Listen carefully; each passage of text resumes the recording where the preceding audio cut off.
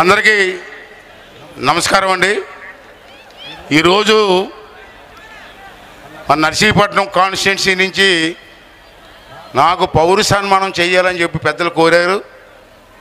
సరే, ఈవేళ ఎవరూ ఊహించని విధంగా మీ అందరికీ తెలుసు, నాకు 25 సంవత్సరాల వయసులో శ్రీ నందమూరి తారక రామారావు గారు రాజకీయాల్లోకి పిలిచారు. అప్పుడు నాకు 25 సంవత్సరాలు. ఆ పెద్ద ఆయన దీవించి రాజకీయాల్లోకి పిలిచారు. అప్పటి నుంచి ఇప్పటి వరకు 42 సంవత్సరాలు మీ అందరి దయ వల్ల రాజకీయాల్లో అంచెలంచెలుగా ఎదుగుతూ వచ్చా. ఇందాక మన ఎంపీ గారు చెప్పినట్టు నాకు ఆ భగవంతుని దయ వల్ల, ఎన్టీ రామారావు దయ వల్ల ఎవరికి రాని అదృష్టం. 10 సార్లు పోటీ చేశాను, 7 సార్లు ఎమ్మెల్యేగా గెలిచాను, ఒకసారి ఎంపీగా గెలిచాను, 5 సార్లు మంత్రి చేశాను. ఇది సాధారణంగా ఎవరికో కానీ అదృష్టం రాదు. నాకు వచ్చిందంటే మీ నర్సీపట్నం నియోజకవర్గ ప్రజల తాలూకు ఆశీర్వాదం అని చెప్పి సందర్భంలో మనం చేస్తున్నాను. నేను ఎన్ని జన్మలు ఎత్తినా మీ రుణం తీర్చుకోలేను. నేను నాకు కావాల్సింది దండలో సాలువాలు కాదు, మీ అభిమానం.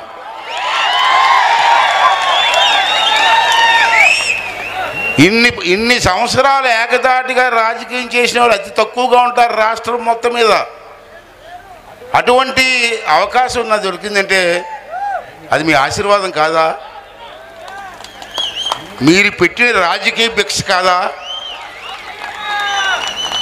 దానికి నేను రుణం తీర్చుకోవాల్సిన బాధ్యత నాకు లేదా? అందుకే గతంలో కూడా ఇవాళ నర్సీపట్నంలోకి ఒక అభివృద్ధి కార్యక్రమాలు జరిగాయంటే ఆ రోజు తెలుగుదేశం పార్టీలో అనేకమైన కార్యక్రమాలు చేస్తాం. రాజకీయం జోదంలో మారిపోయింది. గెలుస్తూ ఉంటాం, ఓడుతూ ఉంటాం, కానీ రాజకీయాల్లో విలువలు మాత్రం కాపాడుకోవాల్సిన అవసరం ఉంది. మొన్న గత ప్రభుత్వంలో ఎందుకు సాఫ్ట్గా మాట్లాడుతానంటే నేను ఇక్కడ కుర్చీలో కూర్చున్నాను. చంద్రబాబు గారు నాకు నోటికి ప్లాస్టర్ వేసారు. మామూలు ఇంత ముందులాగా మాట్లాడడానికి నాకు అవకాశం లేదు. అధ్యక్ష అంటే ఏమమ్మా అనాలి. అంటే ఆ కుర్చీతో విలువ, అది రాజ్యాంగబద్ధమైనటువంటి కుర్చీ. అది ఎవరికో కానీ అదృష్టం రాదు. ఈ రాష్ట్రంలో కొద్దిమంది ప్రతిభా భారతి, తంగి సత్యనారాయణ గారు, ఇటువంటి పెద్దలు ఎంతోమందికి ఆ కుర్చీలో కూర్చొని రూలింగ్ ఇచ్చారు. ఇప్పుడు నాకు చంద్రబాబు నాయుడు కుర్చీలో కూర్చోబెట్టారు. నా బాడీ లాంగ్వేజ్గా కుర్చీకి సరిపోతలేదు, నాకు అర్థం కావట్లే. అది బాధ నాకు ఇప్పుడు. సరే, పెద్దలు ఇచ్చారు. నేను మొన్న అసెంబ్లీలో మాట్లాడుతూ మీరు అది చూసి ఉంటారు. నాకు మీరు ఇచ్చింది, చంద్రబాబు నాయుడు గారు నాకు ఇచ్చింది పదవి కాదు, బాధ్యత. ఆ బాధ్యతను భుజాల వేసుకొని నేను పనిచేస్తాను. నష్టపోయిన ఈ రాష్ట్రాన్ని కాపాడుకుందాం. మీరందరూ ఎంతో కష్టపడి నన్ను 5 సంవత్సరాలు ఈ పోలీసులు వీళ్ళందరూ ఎంత ఇబ్బంది పెట్టారో మీకు తెలుసు. ఏ పోలీసులు అయితే గోడ దుంకి నన్ను అరెస్ట్ చేశారో అదే పోలీసులు నాకు సెల్యూట్ కొడుతున్నారు ఇవాళ.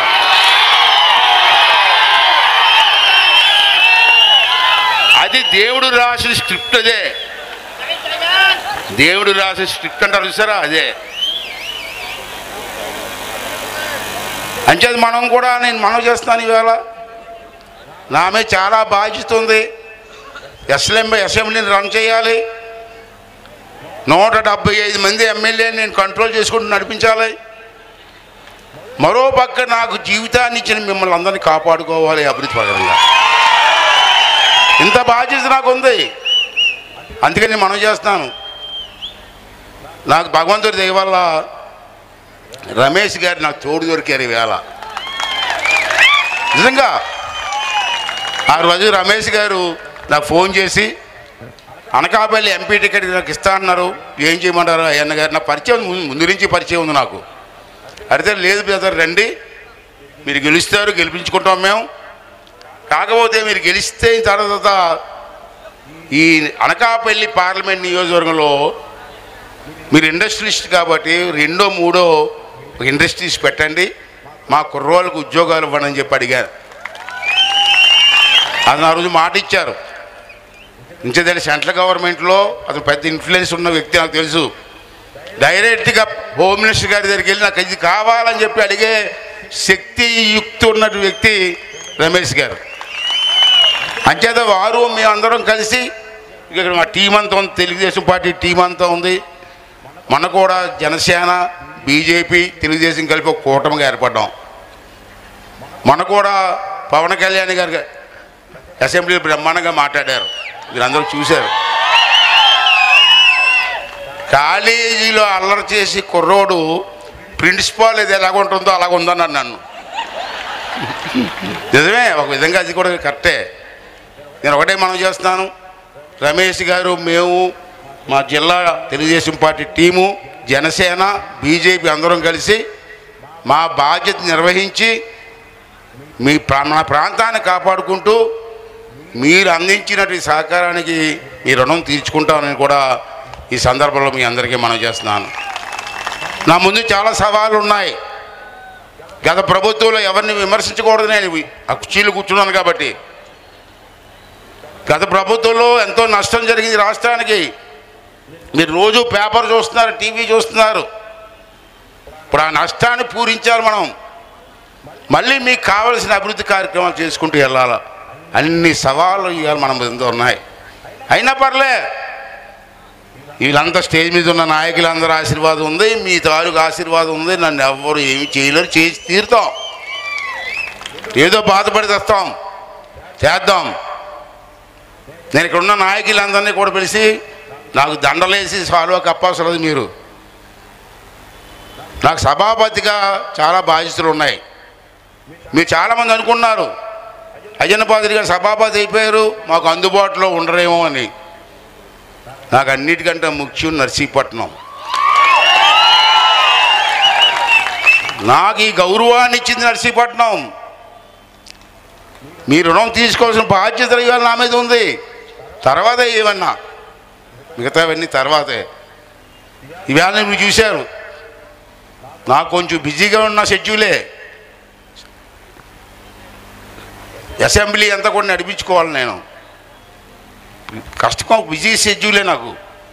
అయినా మీరు ఏమీ అనుకోవసరం లేదు. నేను ప్రతి అసెంబ్లీ టైంలోనే విజయవాడలో ఉంటాను తప్పించి మిగతా టైంలో అంతా ఇక్కడే ఉంటాను. నేను నా తరపున నా పెద్ద కొడుకు విజయ్, రాజేష్ కూడా ఇక్కడ మా స్టేజ్ మీద ఉన్న మన నర్సీపట్నం నాయకులు చాలామంది ఉన్నారు. వాళ్ళందరూ కూడా మీకు అందుబాటులో ఉంటారు. నేను ఉండవసలే. మీరు మా ఇంటికి ఎవరు వచ్చినా ఎప్పుడు వచ్చినా విజయ్, రాజేష్ ఉంటారు. వాళ్ళు చెప్పండి, వాళ్ళు నాతో టచ్లో ఉంటారు. మీకు కావాల్సిన పని ప్రతి పని చేయడం కోసం మా కుటుంబం అంతా మీకు రుణపడి ఉంటుందని చెప్పి ఈ సందర్భంలో మీ అందరికీ మనం చేస్తున్నాను. ఈవేళ మన ముందు చాలా ఛాలెంజ్లు ఉన్నాయి. ఇంత జనసేన నాయకులు చెప్పారు, తాండవ, రమణాపల్లి, ప్రభుత్వ ఆసుపత్రి, కాలేజీలు, టిట్కో ఇళ్ళు రంగులేసి ఖాళీగా ఉంచారు. ఇప్పుడు మళ్ళీ నేను వచ్చి రంగులు వేయాలా? వేస్తా, తప్పదు. రంగులు వేస్తాం, బాగు చేస్తాం, మళ్ళీ వాళ్ళందరికీ ఆ ఇల్లు ఇచ్చే బాధ్యత నేను తీసుకుంటాం. రోడ్లన్నీ బొక్కలు పడిపోయాయి. ఇప్పుడు ఆ బొక్కలన్నీ నేను వేసుకుంటూ వెళ్ళాలా? చాలా పని ఉంది, అయినా కష్టపడతా. నాకు వయసులో, ఈ వయసులో కూడా కష్టపడి, 5 సంవత్సరాలు కష్టపడి మీరు అడిగిన కార్యక్రమాలు చేసి మీ అందరి తాలూకు రుణం తీసుకుంటారని చెప్పి నేను మనం చేస్తున్నాను. ఇవాళ కేవలం రమేష్ గారు నేను వచ్చింది ఏంటంటే, మన ఎలక్షన్లో ఎన్ని ఇబ్బందులు పడ్డారో మీరు చూశారు. 5 సంవత్సరాలు ఎన్ని కేసులు పెట్టారు మీరు చూశారు.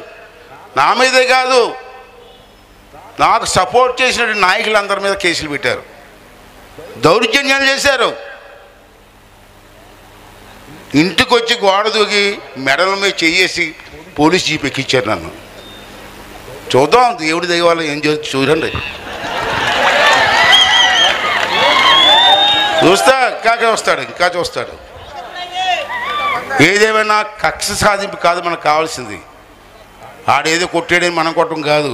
మన లక్ష్యం ఒకటే, మనల్ని ఏదైతే కోరి జనం ఓటేశారో అది చేసి జనం తాలూకు రుణం తీర్చుకోవాల్సిన బాధ్యత ఈవేళ మా అందరి మీద ఉంది. అది తీరుస్తాం. రేపు 1వ తారీఖు నుంచి పెన్షన్ 7,000 రూపాయలు ఇస్తున్నాం. తెలుసా మీకు? తెలుసా? అంచేత ఇక్కడ ఉన్న మన మండల నాయకుల్ని, గ్రామ నాయకుల్ని కోరేది ఏంటంటే, మీరు ఇంట్లో పడుకోవడం కాదు, ఆ పెన్షన్ ఇచ్చే దగ్గర ఇవ్వండి. మీరు వెళ్ళి ఇప్పుడు వాలంటీర్ వ్యవస్థ లేదు. ఇప్పుడు ఇంటింటికి పెన్షన్స్ మనం కూడా ఇస్తారు 1వ తారీఖు నుంచి. అంచేది మీ మండల నాయకులు ఉన్నారు, తెలుగుదేశం నాయకులు అందరూ ఉన్నారు, ప్రతి పంచాయతీ నాయకులు ఉన్నారు. మీరు దగ్గరుండే పెన్షన్ ఇవ్వండి. అది మన బాధ్యత. అంటే ఆడిస్తాడులే, ఆఫీస్లో ఆడిస్తాడులే, మన ఇంట్లో కూర్చుందా కాదు. అలాగే ఈవేళ వర్షాలు పడుతున్నాయి, మనకి రైతులకు విత్తనాలు కావాలా? 2 రోజులని బట్టి విత్తనాలు ఇస్తున్నారా? సరిపోయా? చాలేదా?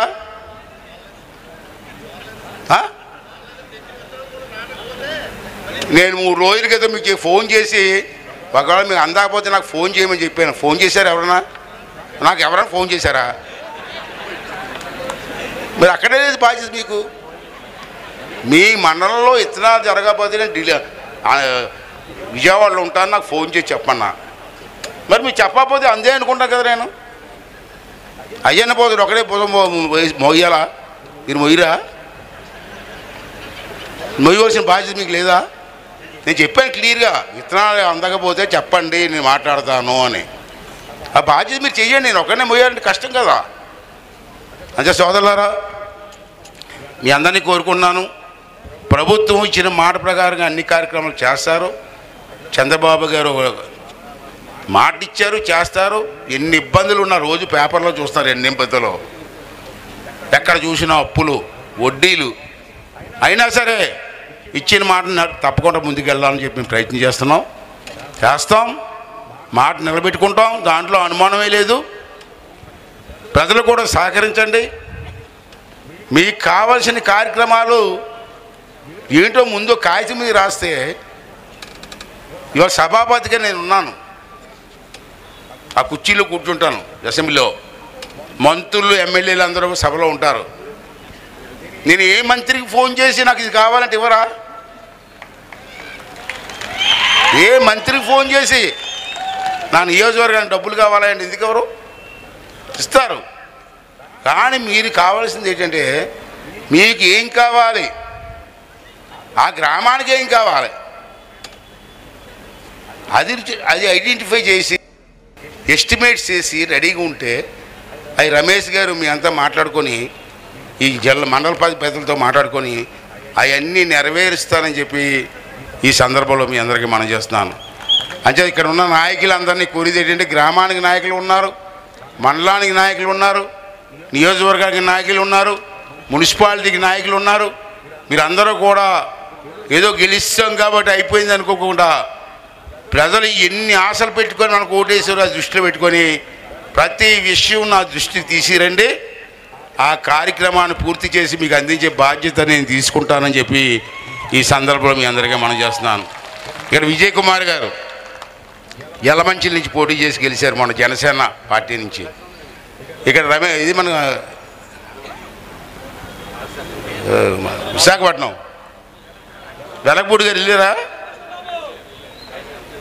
వెలగపూడి గారు 4వ ఎమ్మెల్యే మొన్న విశాఖపట్నంలో. ఎంత మెజార్టీ తెలుసా?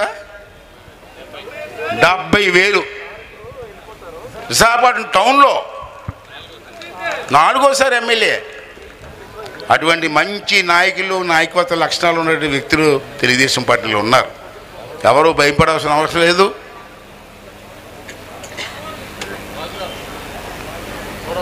చోడవరం రాజుగారు, బాబు రాజుగారు, మీరు చోడవరం రాజుగారు ఇప్పుడు నాకు మీరు కూడా 4వ ఎమ్మెల్యే. 4 సార్లు పోటీ చేశారు, 3 సార్లు గెలిచారు. నా శిష్యుడే. మీరందరం కూడా పని చేయాలని తపన ఉన్న వాళ్ళని అవి 4 విషయాలు మీకు చెప్పి, నాకు చాలా బాధ్యత ఉంది. నేను అసెంబ్లీలో క్లియర్ చెప్పాను, ఇది నాకు పదవి కాదు, నాకు బాధ్యత.